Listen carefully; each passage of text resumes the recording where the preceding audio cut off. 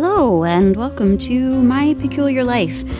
This week's episode is courtesy of all the generous donors to my birthday fund, my PayPal computer fund. My life is a little easier thanks to the generosity of my birthday donors who have made it easy for me now to record my peculiar life. So welcome. Today is all about being middle-aged because I now have been truly humbled because I'm a little stressed out like some people are right now because this has been a rough couple of years, no matter what viewpoint or perspective you have.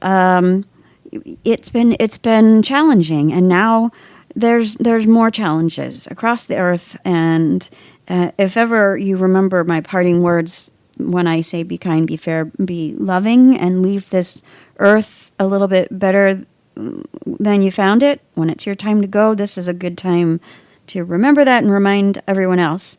So that being said, I had to go to the doctor. I had my birthday, and I won't say how old I am, but I'm now a prime number, and I'm well over 40, and now I've inherited my mom's hypochondria, and I'm all stressed out, and I wasn't going to the bathroom like a normal person, and I was getting upset stomachs all the time, and I've never had that problem before. I was going to the bathroom way too much, and I'm talking number two, not number one, or I couldn't go at all, and my stomach was always upset. So I went to the doctor, and I told her, and she said, okay, well, let's do a bunch of tests, which is always exciting when your doctor says, let's do a bunch of tests. So I had to go down to the lab. And I said that the doctor ordered some tests, and the woman said, she ordered some tests of your stool, 2 tests of my stool. In other words, that's just the polite way of saying I had to test my own crap. And she said, and we have to do some blood work. And she said, but you have to take the tests for your poop home. Not how she said it. She was much more professional. But I had to take the poop tests home, and she said, and if you take the poop tests home and come back with them tomorrow, I have to charge you another copay. So if you do the blood work now and then take the poop test home and then come back with the poop test, you get charged $50 instead of $25. And I was like, now I get to be charged. I get to pay money to give somebody my own crap. And that life is confusing. So I said, that's great. I'll take everything home, and I'll be back tomorrow, and you can have all my bodily fluids and solid matter, whatever you want. Just, I'll pay half price. Let's negotiate this down. I'm going to give you half price for somebody to take my poop. So anyway, she very kindly got all the stuff together that I need, and I'm watching this really lovely person take a vial and very intricately put labels on it that are partially there, and telling me how I have to put the labels on the vial when I bring it back. And then she takes another vial, and she's very delicately putting the label on another way and giving me instructions and telling me all these things that I have to do. And I said, that's all written down, right? And she said, yeah, I'll give you instructions. So I got instructions on how to deal with my poop. And she put all the vials she put one vial in a big brown bag, what seemed like a huge brown bag for a little 3-inch vial. And then she took that brown bag with the instructions and another vial about 3 inches, maybe 4 inches big, and put that all in another big brown bag. And then she handed me this plastic thing that looked kind of like a miniature Stetson hat with a curve cut out on one side. So anyway, I, bewildered, just said thank you and took everything home and read the instructions. And it turned out that tomorrow morning the next morning when I got up, I was going to have to poop into the thing that looked like a sort of like a top hat. And then I had to take samples of my own shit. And one of them involved just sort of almost like a COVID test, taking the Q-tip and then dipping it in a solution, I think, and then dipping it in my poop and then putting it back in the vial. And I thought that was all well and good, but I'm pretty sure that was the test that said, and then put this stool sample in its vial on ice. And I was like, I have to freeze my own shit. And then it said, and make sure you get this back to the lab within 2 hours. And so I was like, oh, good Lord. Then I had the second test to do, and I'm already feeling super humbled, like super, like having a human body, it ain't for sissies.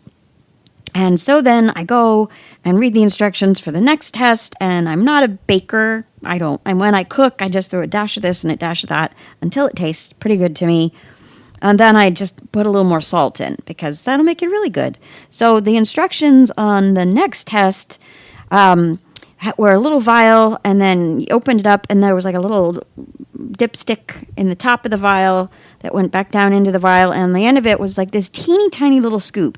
And if any of you are old enough to be appreciating the humiliation of having to test your own poop and do other kind of samples for your doctor, you'll be old enough to remember in the 70s that McDonald's had a coffee stirrer, and on the end of the coffee stirrer was this little teeny tiny spoon. And McDonald's had to stop issuing these stirrers for people's coffee because apparently people were using the spoon end of it to snort Coke. I mean, I'm sure some people were using it to stir their coffee, but it was like a good morning from McDonald's and a cute little white stirrer. And on the end was a little teeny tiny spoon, about 1/4 of an inch big, thereabouts. So anyway, on the vial that I had to scoop out my poop, that's about how big it was, the little scoopy thing. And the instructions said to scoop out a teaspoon of stool and put it in the vial. Now, again, I'm not a baker, so I'm thinking I have this little tiny thing, and I have to try and guesstimate how much a teaspoon of my own shit is. And it's wildly unfun. And again, remarkably humbling. So I did that. And then I put the lid back on the thing, and I'm like, I guess that's enough poop. And then I put it all back in the bag, and I went and I got ready for my day because I had to get over to the lab right away with my poop on ice. And I went back into the bathroom to brush my teeth and realized that my pile of poop was still sitting in this plastic thing that I had to poop in. It sits over the rim of your toilet, and you have to poop in it. So if you're of a certain age and you don't appreciate this, I just want to tell you, this literally is the kind of crap you have to look forward to when you have to start doing tests. So keep that in mind. You got to do tests, and you have to look at your own shit. And it was shocking to take a poop into a big plastic thing because I'm not somebody who examines her own poop. When it comes out of my body, I clean things up and I flush it away. I know there are probably some of you out there who sit on the toilet for a long time and read the most recent great American novel and then take a look at your own poop after you're done. I don't do that. And so this was stunning for me to see this pile of poop in this plastic thing on my toilet. And since I'd stepped away from it for 10 minutes, the bathroom was not having a pleasant odor.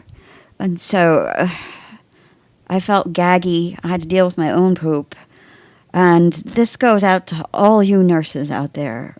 This episode, besides being dedicated to the 3 sponsors who helped me get a computer, this goes out to every single nurse, because I didn't even want to deal with my own poop, and every day you're dealing with everyone else's shit. And that's the truth. So anyway, I got in the car and I took my poop over there, cleaned up my own poop before I left, and that was just enough for the day. And then I had to go to work and do laundry and do the dishes and look after the cat and whatever else, and dog and whatever else I do in my life, and check to see what's on YouTube, and that was it, and that was my day. And so it turns out I'm fine, and all my blood work, there were 3 vials of blood work and 2 little bottles of my poop, And according to all the tests, it says I'm just a regular, normal person, and that's good news, but I gotta calm down. And so I'm on a news diet, and I recommend the same for you.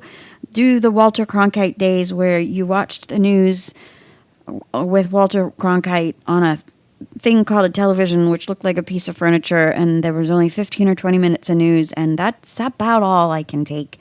So if you listen to my other episodes or watch them, I always remind everyone to be good, be kind, be fair, be loving to each other, and I'm sending that prayer out into the world extra hard tonight. And we'll leave you with the same parting words I always leave you with. When it's your time to leave this earth, make sure that you leave it a little bit better than when you got here. Take care and be good.